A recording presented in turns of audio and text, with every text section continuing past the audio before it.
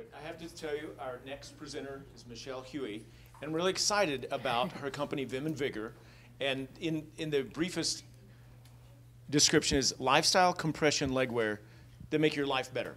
Now, it's odd for a guy like me to get excited about that, but as I was looking it up, I really did. It's and I'm not trying to steal your thunder, but my wife had a knee replacement 2 years ago, and she had to wear compression leggings and socks, and the ones that the hospital give you are really ugly. Sad. And yeah, they're horrible. And I was scrolling through the photos on your site, and I thought, and I had no idea this existed.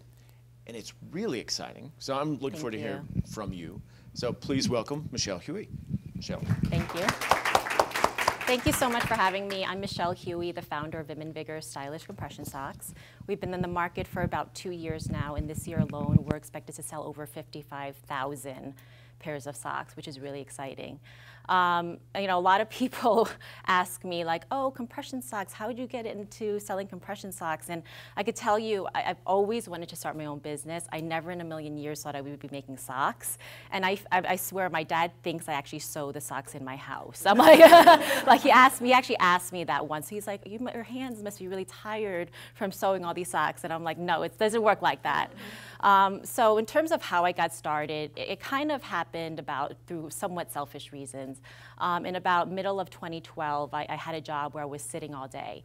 And you know, I was driving in my car, I was doing pharmaceutical sales, and my legs were really tired and achy. And you know that tired, achy, throbby feeling you get sometimes from sitting for long periods of time? That's how I was feeling every day. I felt like I couldn't do as many things after work. My workouts weren't as effective. I was just tired. And so I talked to my buddy who's a physical therapist, and he said, you should think about wearing compression socks. In fact, most people do not get optimal circulation throughout the day. They either have jobs where they're on their feet or they're sitting on the ground for long periods of time, sitting for long periods of time or on their feet all day. So when I went online to look for what options were out there, exactly what Sid had said, the only options I found were kind of nude, not my skin color, I don't know whose skin color looks like that, compression socks, or very athletic, super sporty, kind of neon yellow compression socks.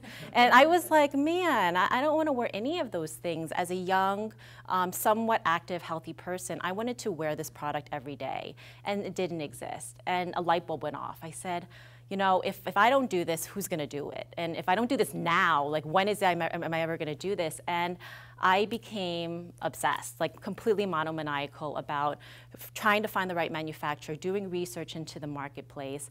And what I learned was the compression industry is actually a $2 billion industry worldwide. And it's exactly made up of only those two markets. You have the medical side of compression socks, and they're all Me Too. They all look the same. Whether you pick up one box or another one from a competitor, they all kind of look the same. Or the athletic.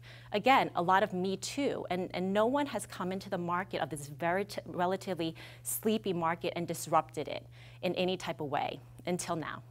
And so we've been getting some really great traction. We've got some amazing hits. In fact, we were featured in the style section of the New York Times not that long ago. Who thought that the New York Times style section would feature compression socks, right? Well, they did. People during Fashion Week, really influential fashion bloggers were wearing our product during Fashion Week the past 2 years. We were in the Red Book. We've been we have, you know, Ironman winners who are wearing our product. We don't pay them. They just really love our product. And we're in about 300 retailers nationwide right now.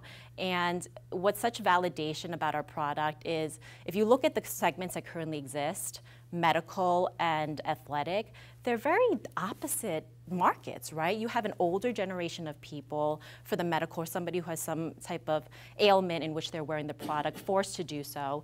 And then you have kind of super healthy people who are wearing compression socks to work out.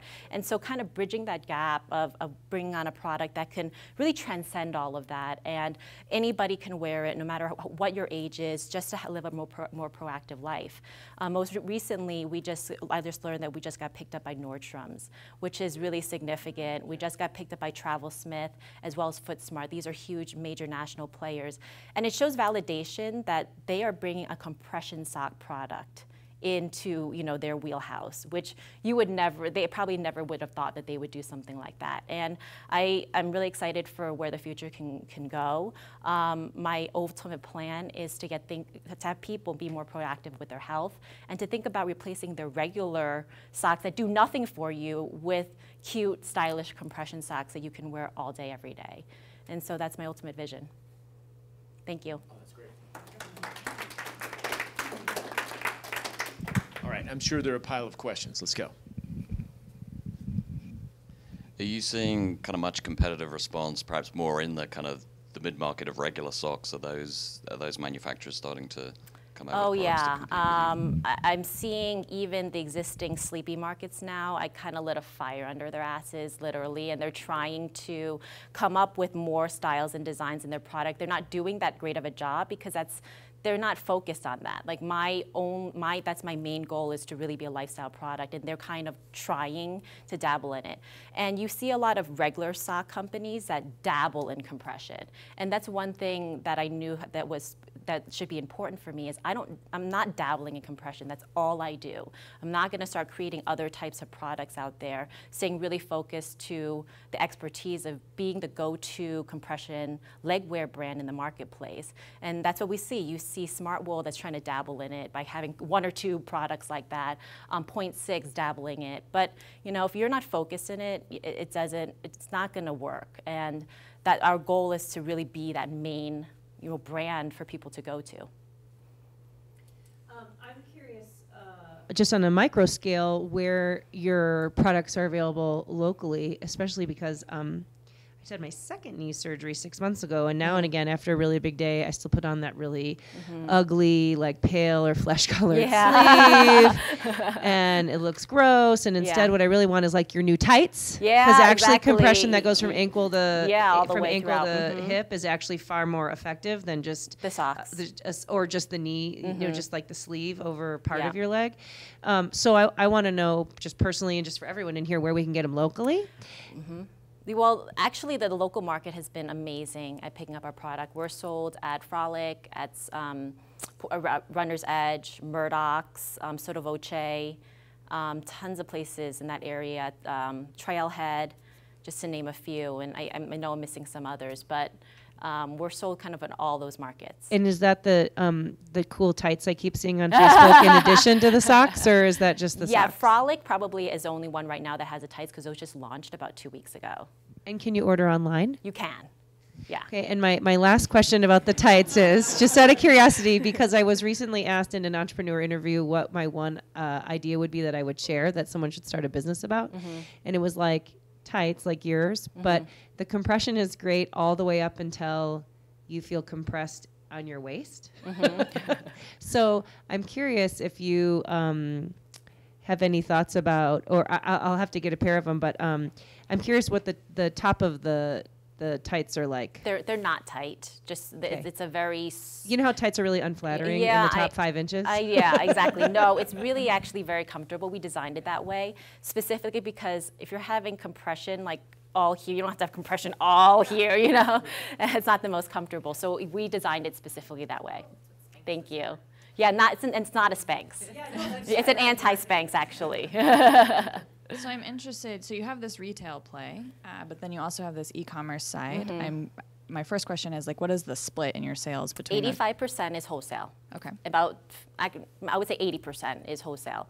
And then 15 to 20% is online. We have not really focused that heavily online. The reason why we have an online presence to begin with is because we're not sold everywhere. And so we want to make sure that our product reaches as big of a market as we can. Now, why did we have that strategy? For a couple of reasons. Number one is we're launching a new type of product in a new way. And retailers, small business owners, are amazing supporters of helping you launch new brands. They help talk to their customers. I mean, and we really want to support those retailers by not heavily focusing on our own online platform. Now, at some point in the future, maybe we'll put more of an emphasis on it. We have a nice functional site that's important, but we're not going hot and heavy in really putting a lot of dollars into SEO or SEM. We put a little bit just to make sure our name is out there and we don't miss opportunities, though. You It's a answered. strategic decision, Yeah, like, okay. and thought through. Yeah. Could you talk a little bit about your journey in setting your price point and kind of what factors you considered to get where you're at? So the price point of my product, I looked at a couple of different things, and this has been something I've thought about heavily in the development of the product. But if you look at the medical side of compression socks, an average pair of socks is around $70 for a pair of like the Sigvaris or the Jobs, that medical side. If you look at really high-end socks, they're about, like the Smartwool, $25 to sometimes $30. If my mission and my goal is to get people to think about wearing this on a daily basis, I can't price it at $60 or $70. And if I could technically I can price it whatever I want, but I specifically price it just a little bit of a premium of a really high-end regular sock with no medical benefits. Also keep in mind that all of our products are technically listed with the Food and Drug Administration. And we actually partner with vascular surgeons to develop the line. And a lot of doctors recommend our product. Vein clinics actually some vein clinics sell our product. So we have a strong medical community of people and nurses, for example, wearing them. And so we wanted to price it at that point. What we're seeing is it's kind of spot on in terms of the price point, because on average, our customers are buying about 2.75 to 3.5 pairs of socks. I mean, obviously it's an average. I'm not really like, here's half a sock, but that's on average, and our retailers are telling that too. So what that's telling me, even from an online perspective and a retail perspective, is that people are not just buying the single pair and trying to milk it for like years and years because it's such an expensive item. Right. Yeah. So I just wanted to check in and talk, or have you talk a little bit about your product and how you're distributing it, because I work at the Launchpad, and we have some people who come in who are talking about how challenging it is to distribute a product. And if I can't remember if you distribute it from Missoula or if you have a partner somewhere. No, it's all done in Missoula. Okay. So all the distribution is done 100% in Missoula. We do all of our marketing, we do all of our sales. We have some independent sales reps here and there, which I have to admit, are really difficult to find, especially like a small company, a startup. And independent sales reps, the way they work is you don't pay them a salary, you pay them on commission, and they carry many lines. And so they kind of go into the retailer carrying a whole slew of products, possibly including yours. And we've found a good mix of independent reps, and we have internal, what we call kind of account managers or sales reps, to really drive business. From a distribution standpoint, it's really just hitting the pavement. And it's a lot of nitty-gritty, calling, going to trade shows. But that's one part of it. The way I look at my business from a sales standpoint is I have business development or customer acquisition. That's what I really work on to try to get new accounts. And we go to trade shows. We have target lists. We reach out to them. We engage with them. I'm working on a whole plan of CRM, targeting and having customized messages surrounding the different industries that they're in based on the leads that we have. In the middle is the account management side, and that's taking care of our existing customers. And we've been working really significantly in that, because it's one thing to get new accounts, but if you have a leaky faucet, you're constantly trying to work so hard. And people generally are promotionally sensitive. So making sure you get in front of them, making sure they're well taken care of. And we've gotten amazing feedback on the customer service. If anyone's not happy with the product, we exchange it, we return it. We have a kind of an independent review site that we use, and we just started it actually 2.5 weeks ago. We have 100 reviews, and it's pretty much a 5 out of 5. And they know the fact that we have great customer service. Our retailers have been just, we partner with them. We don't just say, here you go, good luck. We say, what can we help you do to be successful? Here's some resources that you can do. Have you thought about this? Have you thought about reaching out to, partnering with physical therapists or vein clinics to drive, people to your store? And the retailers that do that are really successful overall, and also in our product. And so we don't look at our retail customers as just, a one-way, street. We really look to them to partner and see how we can help them be successful. I just had a question. I'm wondering if there are any physical problems or drawbacks to wearing those for an extended period of time? Not at the compression level that we have. Our compression, so there's a lot of grades of compression. The compression level of 15 to 20 millimeters per mercury, which is what our product is perfect for all day, everyday wear. When you get into higher compression levels, you really should talk to a healthcare provider just to make sure that that's what they want you to wear. But there's no drawbacks to the compression level that we have. I'm curious, how many employees do you have here in Missoula, and where is your manufacturing done? So all our manufacturing is done in Taiwan. It's a family-owned company. They've been making graduated compression socks for about 35 years. I actually looked in the United States first to try to get a manufacturer here, and I had a really difficult time. They didn't have the technology, they didn't have the machines, and it's a very technical product to make, and to incorporate design with compression and all that was hard. So I was able to find a great manufacturer in Taiwan, in which we've worked out pretty much no minimums, exclusivity, and it's just been a really great relationship. We're based out off of Brooks, so we're based in Missoula, of about 4 full-time employees and about 3 part-time employees.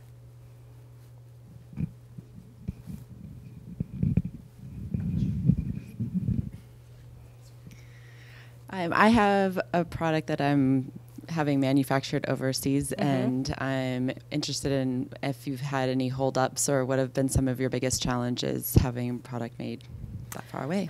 Yeah, I mean, the lead time, I would say, is the most difficult because it takes, certain time to manufacture. Then it's literally on a slow boat from Taiwan for about a month. And then you get it to the port of Seattle or Tacoma. And then you have a freight carrier bring it from the port to Missoula. So there's so many things and steps. But once you kind of work out, and the hardest thing with having a new company or new product is inventory. The first year, we ran out of inventory 3 times. It was a really difficult thing, but I had nothing to go off of. I remember my first production run, I was like, oh, I'll produce 10,000 pairs. That should last me for the year. That lasted me for like 4 months. And so, having that lead time and scrambling was hard. Now we have it down of planning the inventory better, and I've had to air freight some stuff. I mean, I don't do it often because I eat the cost for that, and it cuts into my margins. But if I don't have product to sell, I don't make money. And so it's like that balance of, air freighting when I need to, and we're at that point where we have it planned out where we don't need to do that really as much anymore. And I also say that the strikes that happened along the West Coast, there were a lot of strikes that happened last year for like 6 months. And man, I can't tell you what an impact that had on the overall industry, all production overseas. Like there was perishable product and fruit that was like rotting on a vessel off the Pacific Ocean. So that's hard. You can't control that. Yeah. I just want to say to you and to Sid that I continue to be so dazzled by the people in our backyard at A Million Cups. Like, holy wows, everybody who speaks here. And it sounds like you're killing it. And I am just a little more curious about your story in the entrepreneur journey. And what were the stepping stones that allowed you to create what appears to be a really successful vision? Yeah, what thank you. entrepreneur Thank you. insight would you share? So I'm from New York originally. Moved here because my significant other is a professor at the university. So came for love. And Kyle Volk, professor at the history department. And, I worked doing a lot of different jobs. I've been in the healthcare industry in biotech, pharmaceutical sales, and marketing for about 10 to 12 years before I even thought of this idea. I also went to business school in Chicago as well. And so in a way, I always knew I wanted to start my own business. I didn't know what it was going to be, but I knew I needed skill sets to develop in order for me to not completely fail. I'm not that type of person who I'm going to wing it.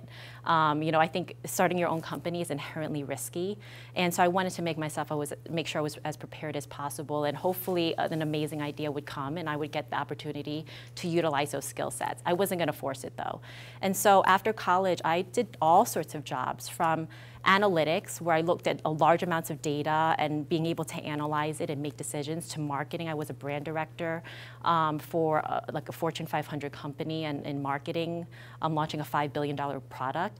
And I did sales and sales management. And so I feel like in order to start your business, there's a couple of things that you really need. You know, you need industry. You learn about the industry, which you can learn about and just immerse yourself in. You need marketing and sales experience, which go hand in hand. And you need to know how to look at numbers and financials. Now, if you can't do that, or if you maybe can only do one of that, that's fine. Then maybe partner with somebody else who can, or maybe, you know, to have somebody else, hire somebody who can.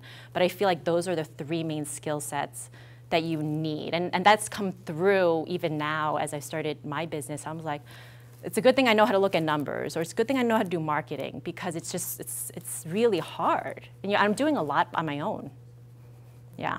So I think that those are the things, the skill sets that I've known that I need to know in order to try to make this as successful as possible. And even with that, I don't even know if it's going to be what's going to play out, but at least I'm hopefully reducing some of the risks. Great. We just have one more question. Sort of follow on to that, given you've lived in New York and Chicago and places like that, what are your sort of perspectives on the pros and cons of starting this business in Montana, and how does New York Times respond when you say, hey, yeah, I'm doing this in Montana? They're like, where? And honestly, I've been really impressed by starting a company in Missoula. I wish there were more, because the people here have totally embraced the product. They, you know, I hear people in Florida like, oh, my girlfriend lives in Missoula and loves your product. I mean, they've really been a huge ambassador of the brand and the product.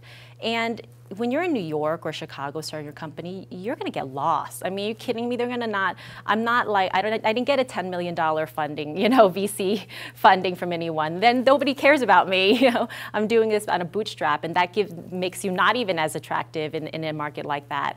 And I think here there's just so many opportunities for that. Actually, from a manufacturing standpoint, being along 90 is actually we're really well located to actually have a lot of distribution out of Missoula. It's amazing. The rates are actually cheaper from a FedEx and UPS standpoint than in other areas because the trucks aren't full. And so you really get good rates. So there's a lot of benefits here. Some of the drawbacks is just not as many people kind of going through what I'm going through. I mean, you've got a kind of a tech thing, but that's a very different marketplace than what I'm in.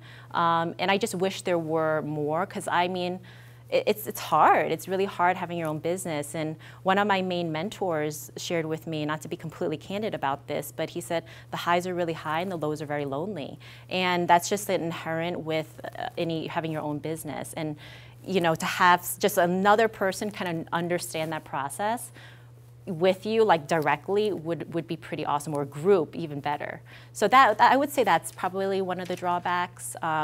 But I get it through other channels. You know, I meet people in other industries and I reach out to other people. So I'm not like on an island by myself. And I try to connect with as many people within the community. But, you know, there are pros and cons. Great.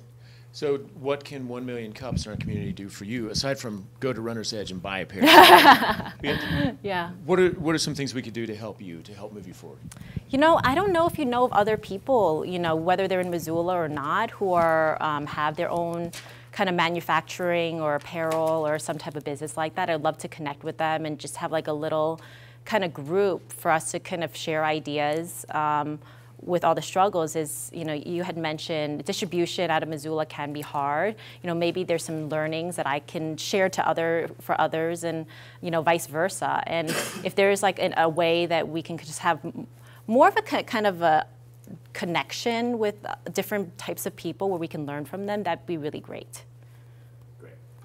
All right. Well, thank you very much. Thank you.